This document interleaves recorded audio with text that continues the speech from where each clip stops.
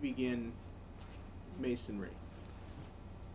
Oh, I was about 30, Okay. something like that. Of course, the Masons, which is the oldest organization in Jamestown, really, organized in 1817. That was just 8 years after Prendergast put his sawmill on the rapids, which is the Chautauqua River. They've been going ever since, and still quite strong. And of course, Jackson was a member of that, Right. as well as Greg here and his father. Okay. And are you a Mason? Yes. Okay. How does one come to be a Mason? Is it through your father or your uncle being a Mason? No, it doesn't. That isn't a qualification. It's just if they want to be associated with the Masons, they ask a member of the organization for an application to join. Okay. And then, of course, it has to go through an investigating committee to see whether they're proper persons, reputable and moral, and they have to have a strong belief in God. In the 3 degrees, which is basic Masonry, which is very good. It's according to some of the ancient constitutions and the ancient rituals. King Frederick the Great added certain degrees in the Scottish Rite.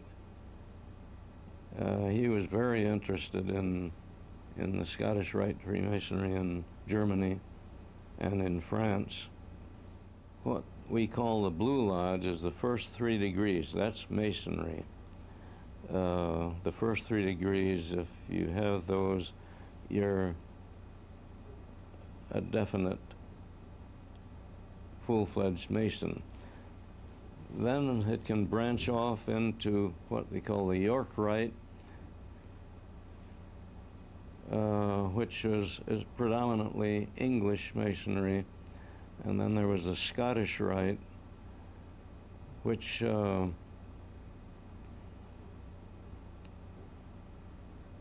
is a rite which really originated in France. They called it the Scottish Rite because a number of Scottish Masons lived in France, and like most of the nobility in France were members, and Voltaire and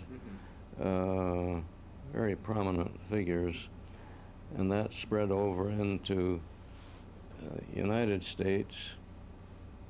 And Bob Jackson was a member of the Blue Lodge in Jamestown, and then he became both a York Rite Mason and a Scottish Rite Mason. Eventually he was what they call coronated, a 33rd degree Mason. In Philadelphia, I think.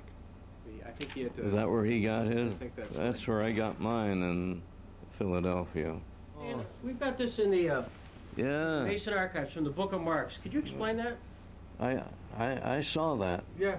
in the Book of Marks. And this is York Rite Masonry. And this is the, see, Bob Jackson. And when you go into York Rite Masonry, there's the Mark Master and different parts of that.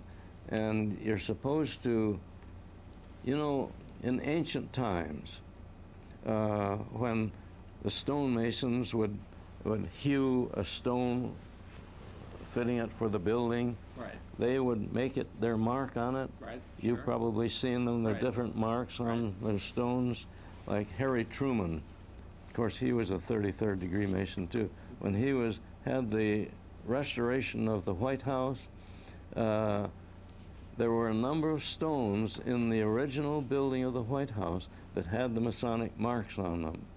And he saw to it that one stone with the mark on it would be sent to each of the Grand Lodges in the country, which is amazing. Yeah. But anyway, when you become a Mark Master Mason, you have to devise a Masonic mark, which you, if you were a stonemason, would engrave on the stones to identify the stone that was your masterpiece.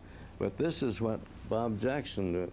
He devised a horse head because he was so interested in horses. Right. And here's his, he had a beautiful signature. He certainly did. And description horse head, and that was in 1930. Right. That, On his birthday, actually. February 13th was his birthday. So this is his 38th birthday. was that right, on his Yeah, birthday? On his birthday. Mm-hmm. Well then, I didn't know he had artistic ability. That's a nice little sketch. yes, Pretty hard to chisel into a stone. yes.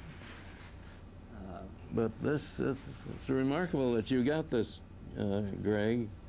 I remember going through the book of marks, and I came across Bob's. Well, you mentioned it when we interviewed you a couple of years ago. I Now, see.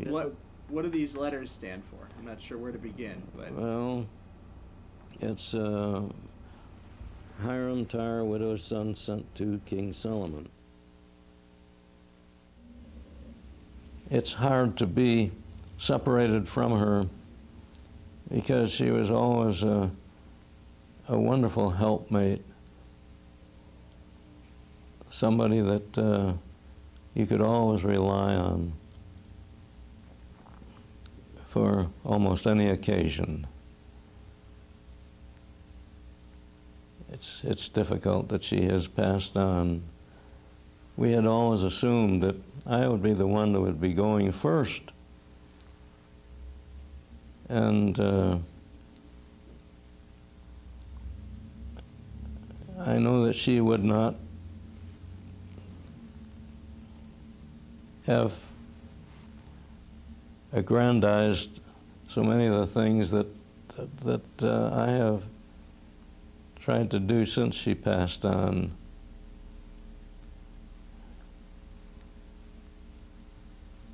But that is as it is.